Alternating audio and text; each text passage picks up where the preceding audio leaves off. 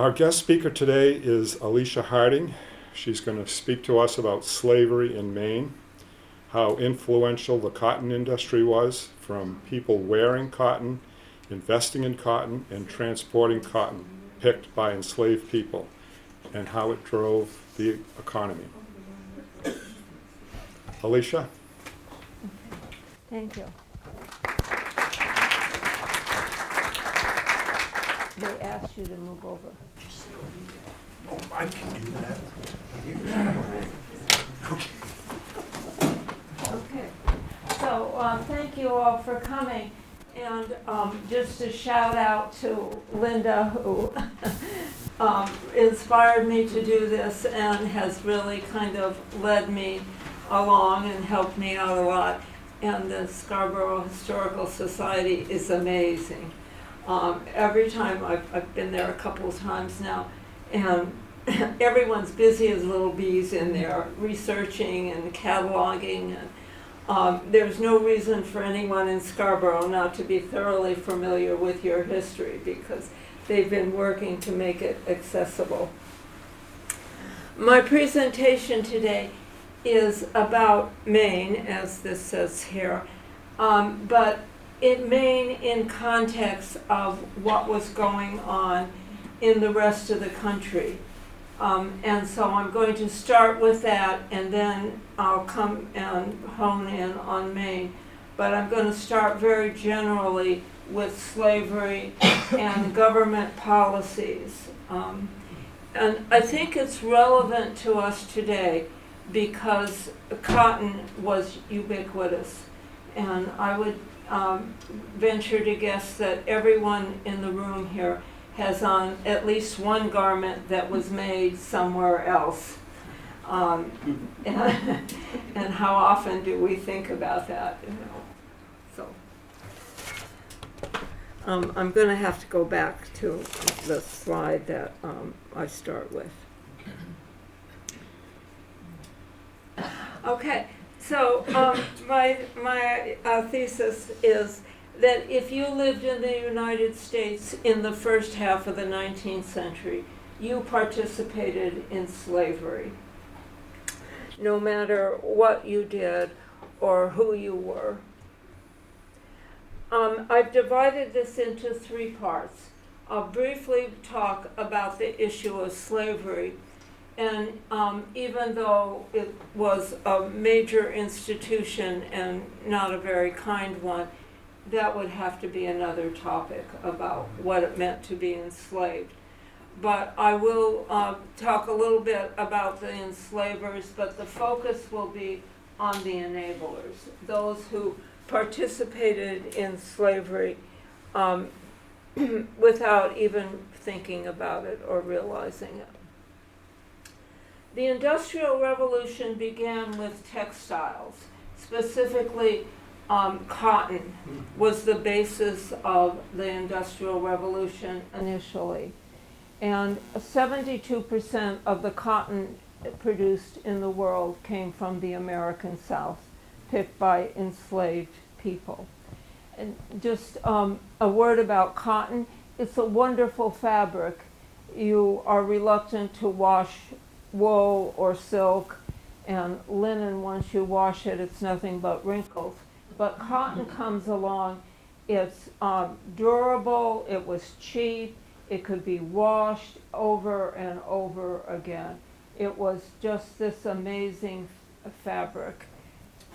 The person that's enslaved was really a commodity, and it was viewed as a commodity. They spoke about an enslaved person in terms of the hand that just fit perfectly around the bowl of cotton. Oops, sorry. And you can see here that the value of a slave from about, this chart starts at 1804, until the Civil War increased dramatically. It became the basis of the economy of the South. And a person's value was determined by the person's gender, and by the person's age. And you can see by this chart that that the highest, the most valuable person would have been someone between the age, a man, between the ages of 15 and 45. Because, of course, that would be it. As an example of how valuable slavery was to the economy, you can see by this chart at the very top there that Mississippi was the wealthiest state in the country.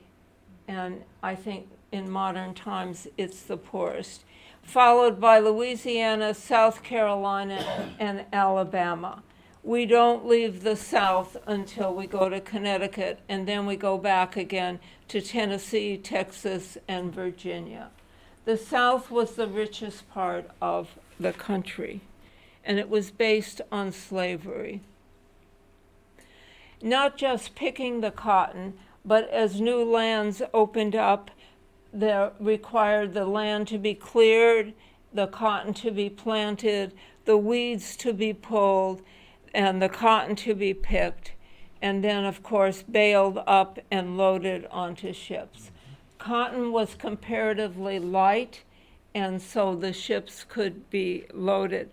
If you go down to Portland, there's the shipping company there by the bridge to South Portland, and you can see those container ships, and that's how the bales of cotton must have been loaded on. So how much is a human being worth? Every slaver could answer that question to the last dollar for every man, woman, and child that he or she enslaved. And this is a page from a journal, a bookkeeping journal, and it's what the enslaved person cost in 1849, in 1848, and what the person sold for a year later. And so it was a commodity, just as you might keep a record of your expenses and your income. So who enabled slavery?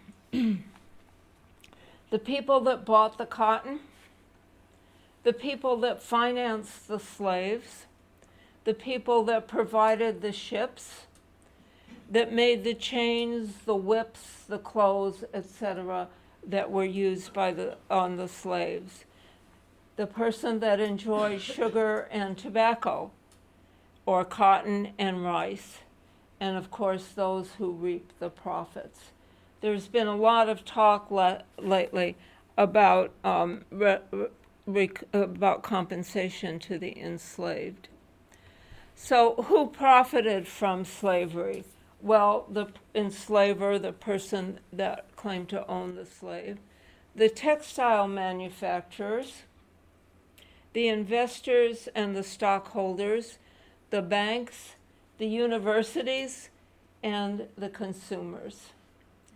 And the government monetized slavery by investing in it. President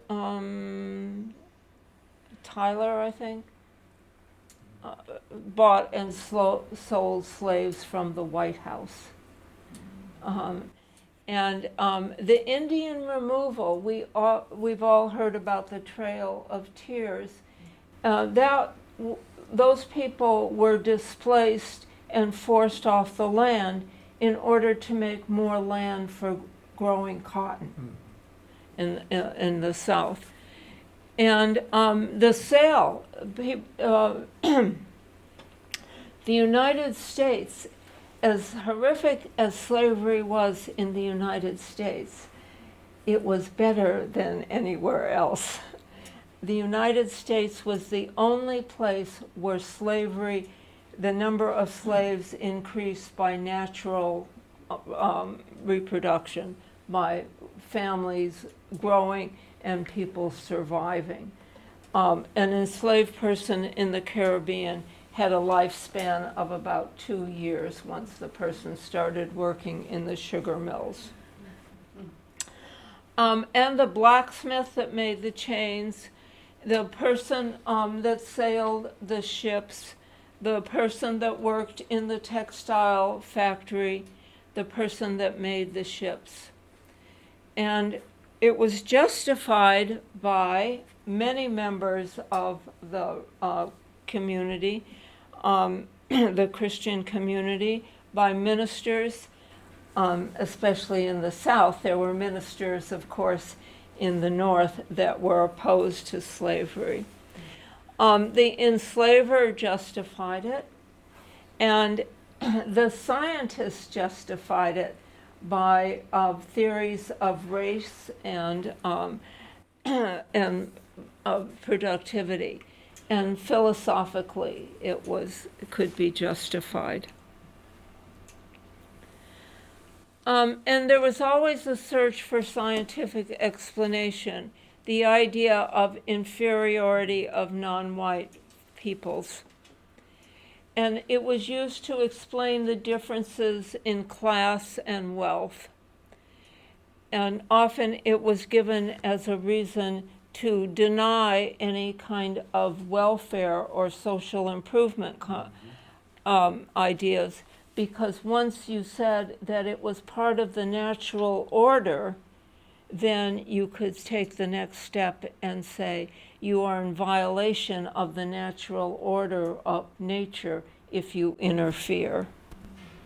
So the President, the seal of the United States. Without the support and encouragement of the United States government, slavery would not have been possible. The United States government legalized slavery. It was legalized in the Constitution. The Supreme Court, in every case that I know about anyway, in which an enslaved person or a person speaking for an enslaved person wanted to change that person's status, the Supreme Court did not do it. And as I mentioned, the Indian removal. The United States Bank would buy mortgages that the collateral was the enslaved person, as did banks all over the world, especially in London. And those mortgages would then be bundled up and sold as bonds. And then the cheap sale of land. In the Constitution, well, there was, first of all, the Missouri Compromise to keep that enslaved person enslaved, and the Kansas-Nebraska Act, which came later, and I'll talk about that in a minute. So this was a little controversial in my home, but I'm going to do it anyway. I test out my slides sometimes on my husband, and he was totally against this one. But I imagined that the contest between the slave owner and the abolitionist, or the person who was against slavery, would be like a boxing match. And each round would be a specific event. So the first round is the Constitution again. The 3/5 compromise gave the slave states enormous voting power. If you can imagine that every person that owned an enslaved person had now an extra vote, 3/5, a 60% extra. So if 3 people own slaves, they would be able now to vote, have an extra 60% representation in the House of Representatives. The South had enormous power. They had this representation for people that couldn't vote, that really could not interact or had no voice in the government at all, but they were represented by the enslaver. And then Article 4 in Section 2 specifically states that an enslaved person that has, we don't say runaway anymore. Now, the current term is self-emancipated. We have to keep up.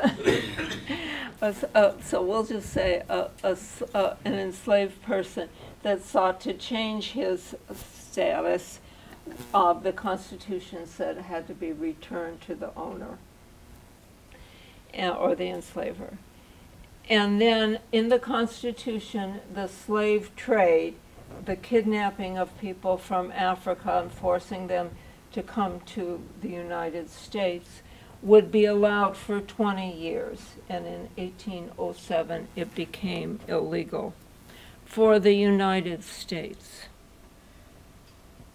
So round 2 is the Missouri Compromise. And I don't know why it's not called the Maine Compromise or the Missouri-Maine Compromise. And so in 1820, the compromise was arrived at to say that for every state that came into the Union that enslaved people, there would be a state coming in that would not allow slavery. And that was to keep the balance in the Senate. Remember, the senators represent the states, not the people. And the South had to maintain that balance. Lots of bills were introduced into the House of Representatives to abolish slavery or to ameliorate some of the conditions. They all died in the Senate. The South was determined to keep that balance of power, and the Missouri Compromise was a legalized way of doing that. In 1848, this is the intermission from the boxing match. In 1848, the United States won the Mexican-American War. And you can see how that vast amount of territory now came into the United States. With treaties and wars, the United States doubled in size between 1848 and 1900.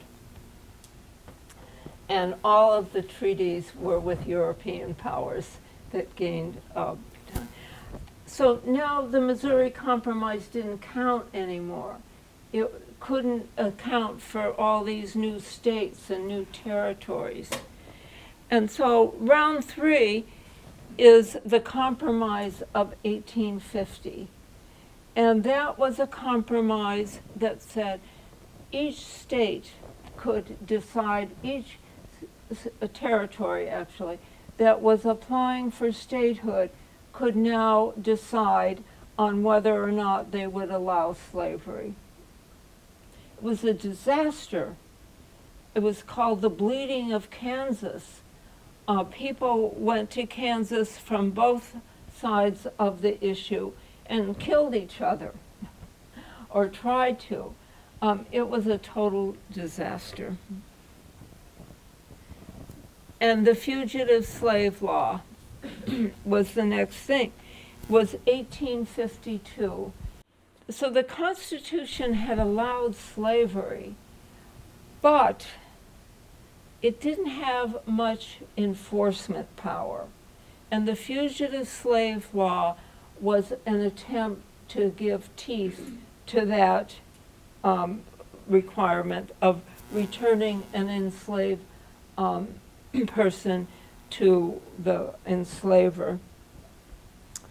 The most recent piece of legislation that we have that the Supreme Court, Texas, I guess, did it, that any person who abetted in any way someone looking to get an abortion, a woman, would now be a criminal. The fugitive slave law was the same thing. Any person that in any way helped an enslaved person was now a criminal. and could be jailed. But it's what prompted Harriet Beecher Stowe to write her book, Uncle Tom's Cabin, and that swayed a lot of public opinion. I would never say that it started the war or caused the war. That would be too much, but it certainly swayed a lot of public opinion. And just as an aside, it was popular all over the world, and in Britain, the factory workers chose to be on strike rather than have England go in on the side of the South. They were seriously contemplating doing that. And public opinion was so much against it. And I think that's where her book was influential. So the knockout was, of course, the Civil War. With the power structure the way it was, there are some historians that would claim the only way to end slavery was in the Civil War. It would not have been possible to end it any other way. The Civil War cost so much money that you could have emancipated every slave the government could have. They actually did emancipate the slaves in Washington, D.C. And of course, it completely changed the structure of the country.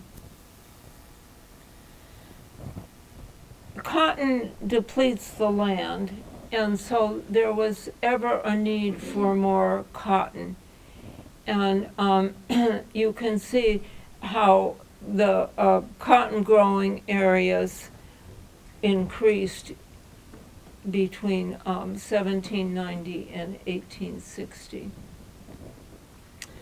There were some technological improvements. The very famous cotton gin. Before the invention of the cotton gin, a person could clean maybe 5 to 8 pounds of cotton in a day. With the invention of the cotton gin, and gin is short for engine, the cotton engine, a person could now do 50 pounds in a day. And of course, that increased the demand for cotton and increased the demand for land to grow the cotton and increased the demand for enslaved persons. And then there were improvements in the cotton itself, Sea Island cotton, and then there was a Mexican variety of cotton that became very popular because it's easy to pick. The bowl is the size of a hand, a human hand. And this is just another example of the land. And you can see again how cotton was the major crop of the South, because any other farm product, of course, would take away from cotton growing land. And this tobacco became a very small part of it. Sugar was somewhat important, but not most of the sugar was imported from Cuba. So the government's policy of Indian removal helped to provide the land to grow more cotton. And that's Indian-owned land in 1492. By 1830, it was reduced to about half. By 1890, and in today's terms, it's a few reservations here and there. And a lot of it initially was to provide more land for growing cotton. And that illustrates the differences in the amount of territory, especially, in Florida. And that's a poster of the president. Your patriotic duty, buying land in Indian territory. I mean, not even subtle about it, not even saying more land has suddenly become available. This very specifically tells you where it came from. And the value of cotton exports for the United States economy. I have to say this is a bit controversial, but by 1860, more than half of the economy was provided by cotton. England, 77% of the cotton in England was imported. France and Russia, more than 90%. And of course, those wonderful mills in Massachusetts imported, and Rhode Island had quite a few, 100% of the cotton. And of course, the enslaved person worked mostly in the cotton fields. That was that value chart I showed you, the person that could pick the most cotton. And on this chart here, the value of slaves in the United States in comparison to the rest of the country. And I looked for this. I mean, I found this chart, and it looks like the price of cotton goes down. And I looked to see if there was someone that had written about this, and I couldn't find anything. So I have to take the word for this. And notice who's buying the cotton. New York. Mm-hmm. And the building in the first picture was the New York Cotton Exchange. So, and this one, this is a little hard to read, and I have a handout for everyone. I forgot to take it out of the car. And my husband has the car. So you can see the black dots or diamond shapes are the cotton production, but you can see that the round price is the price again on this chart is going down for the cotton. So it would mean that you needed to have more and more cotton picked in order to make enough money to make, I guess you're, all right. And the plantations were always cash starved. They were living on credit. They were living on credit until the cotton was picked and sold. And it seems like there wasn't much time between the cotton being picked and sold. Oh, I can't take off my sweater. So where does the money go?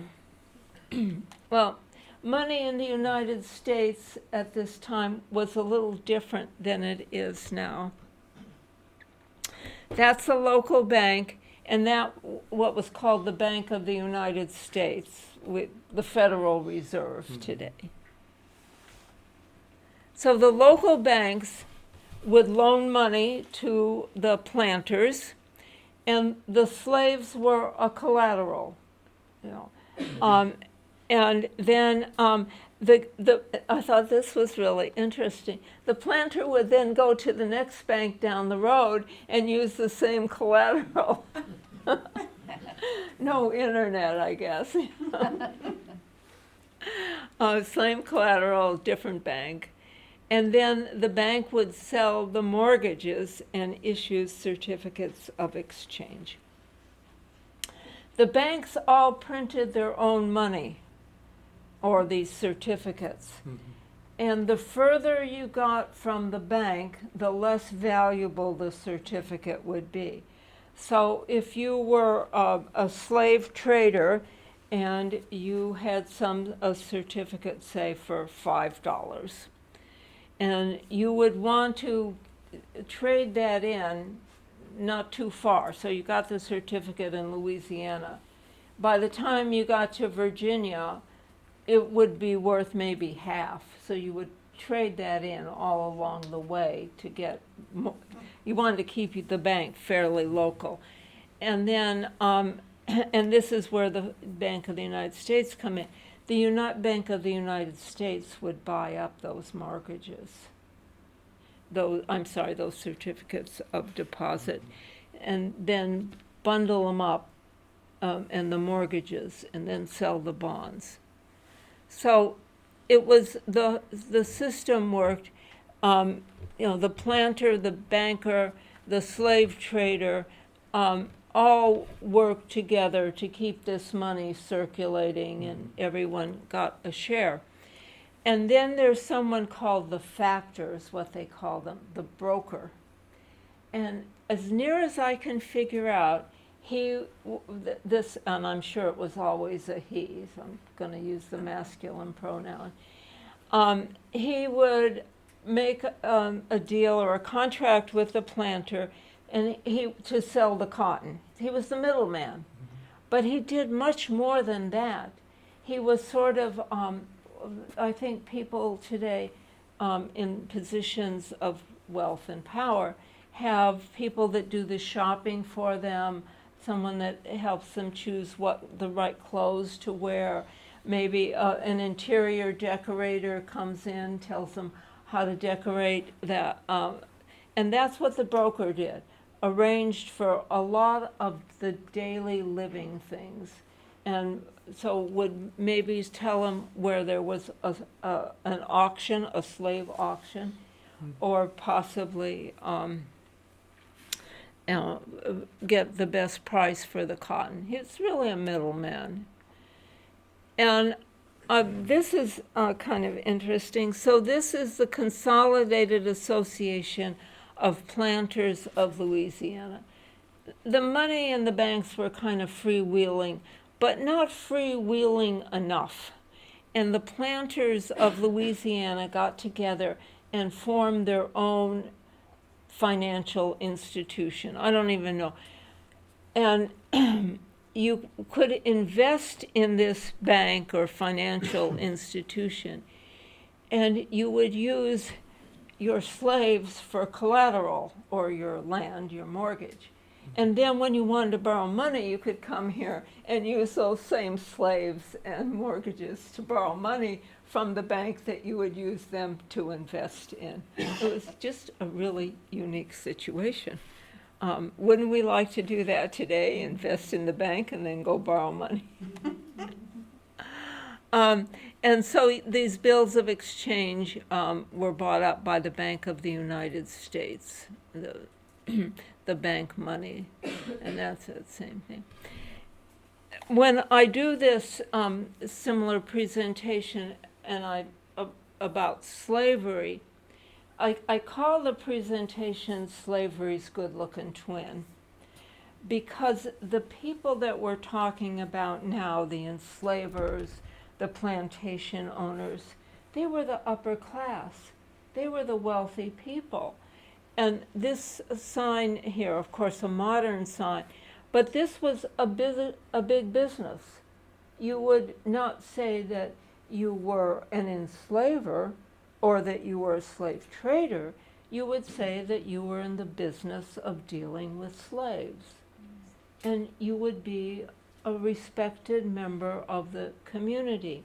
To some extent, again, I'll refer to Harriet Stowe's book. It starts off with a slave trader coming in, and she describes him as kind of a marginal, sleazy individual. She doesn't use the word sleazy, but he was still a businessman and made enormous profits. In order to do business now in the state of New York and California, and possibly other places, I don't know, you have to disclose publicly your involvement in slavery. And the insurance companies insured slaves.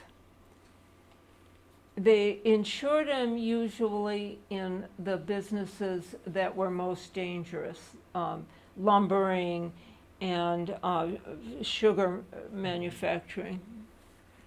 And so if we go to the next slide, you can see, if you look in the right-hand column, New York Life Insurance Company, I think they're still around, insured slaves.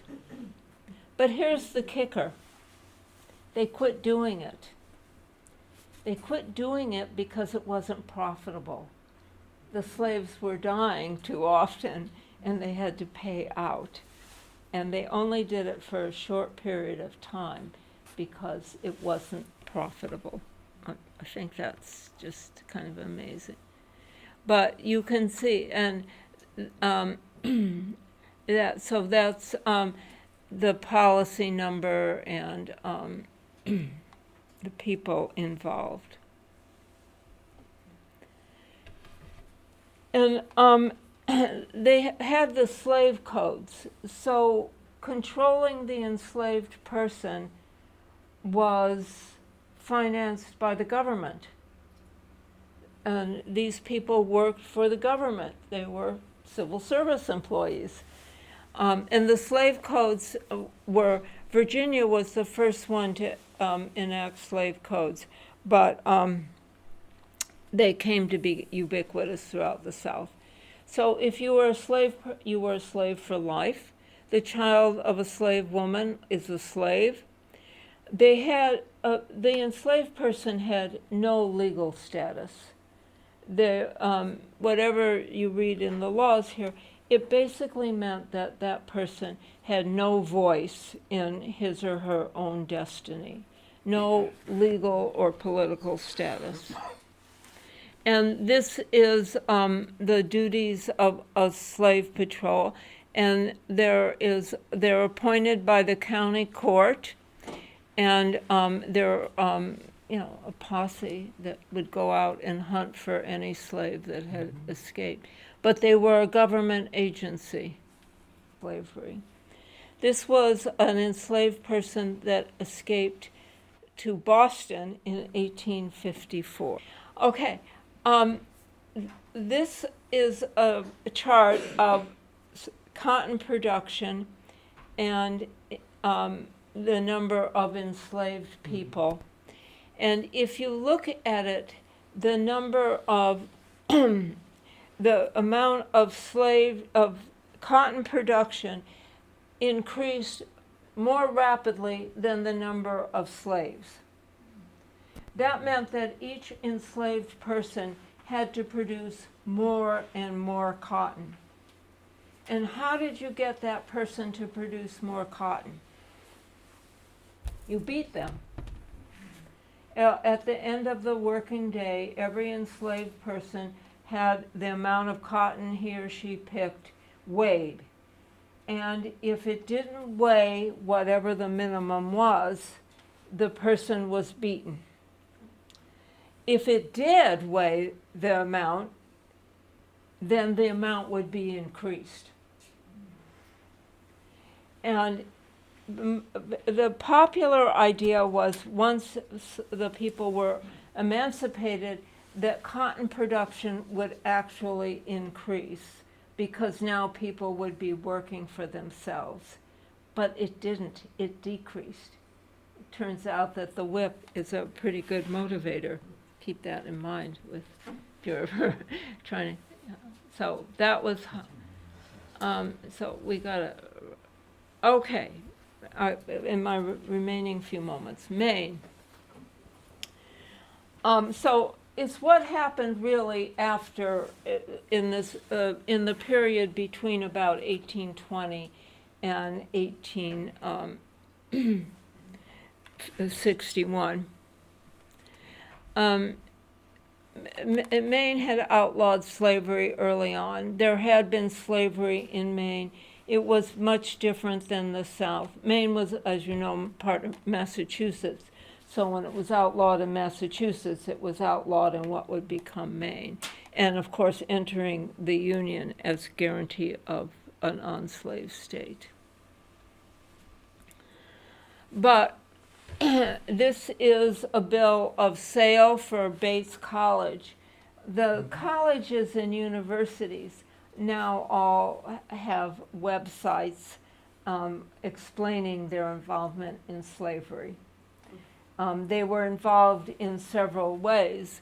They were involved in, students would come from the South, bringing their enslaved persons with them, and the donations. So this is Bates Manufacturing, and the college, of course, is Bates. And it was started by an abolitionist But the money came from the manufacturer that made cotton bedspreads, I guess, and bedding. And so this is a bill of sale for the Bates Company. And this is a man named Cyrus Libby, and he was engaged in the slave trade, and it was illegal. And he was tried for that. He was put on trial.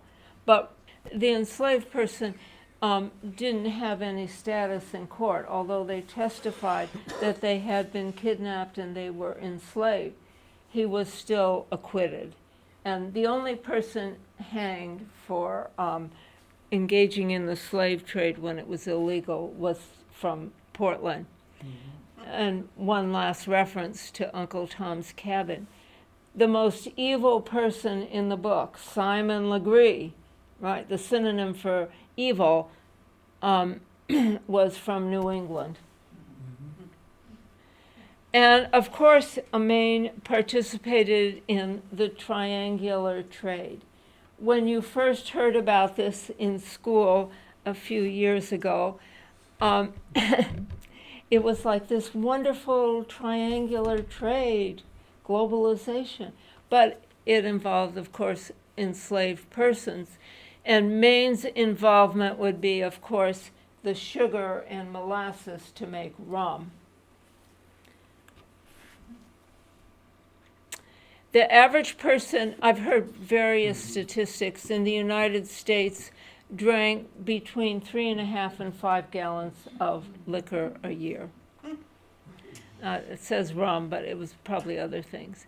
The Sugar Act, the British were trying to get a tax on that, still part of Britain here. And that's what the colonists were protesting in the Boston Tea Party.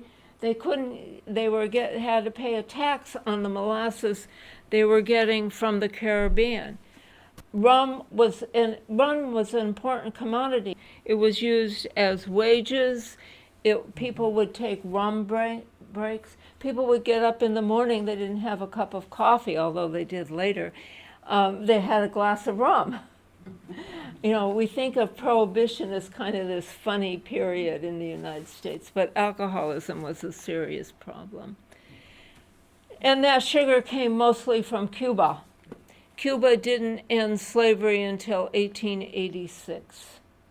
So even after the Civil War, if you were using sugar or drinking rum or maybe making molasses, I think it's used in mince pie or something at Christmas. It was coming from enslaved people in Cuba and Brazil. And you can see that the amount of sugar usage went up and up and up, and I'm sure and almost all of it came from Cuba. Cuba and Brazil did not ban slavery until late in the 19th century. So everyone in the United States was dependent on slave labor, even though it was illegal. And coffee, of course. Coffee was the major export from Brazil, and that was based on the labor of enslaved people. So where do you want to go from here? I know, home. But we know that at least one Mainer, a man from Scarborough, and I think probably his son, died in the West Indies. So what were they doing there? They were probably selling lumber. Mm-hmm. We know that the Scarborough man was tried for engaging in the slave trade. There were lumber yards here. To whom did they sell their lumber? And there are some indications, pretty vague, that the barrels made in Maine were sold to sugar producers in the West Indies, again. And were these isolated instances or more broadly based? So that's for, if anyone's looking for a PhD thesis. Well, thank you very much. Thank you.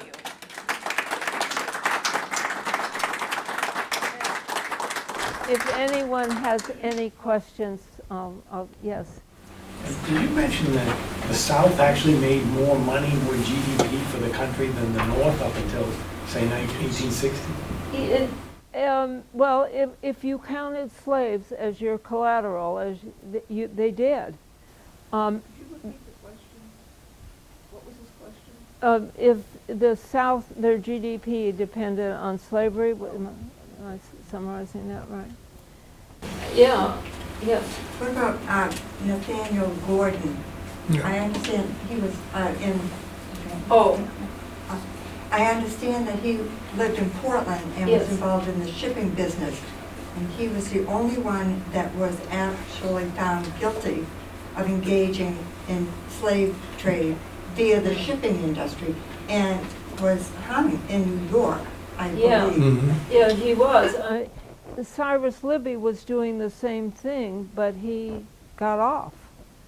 Yeah, the man from Portland was the only person hung for that. And that's another whole topic, is the domestic slave trade, often called the Second Middle Passage. As cotton went west, it declined in the upper South, as it's called, Virginia, North Carolina, and they actually started selling off their enslaved people. And they traveled by ship. That would have been the fastest way to get from Virginia to New Orleans. So, and I think a lot of, I did hear a lecture that a lot of those ships were made in Bath or Brunswick. For women, slavery had a particularly compartmentalized, unsavory aspect. People were forced into unions in order to produce children, and I'm sure that they treated them as they treated animals. I do have a handout. Where did you park? Okay, it's in the car. Some of these charts and graphs are in there. So I'll go out and get it, but I'm wired for sound. I think that concludes our presentation, unless, okay. And again, I want to thank you for coming out.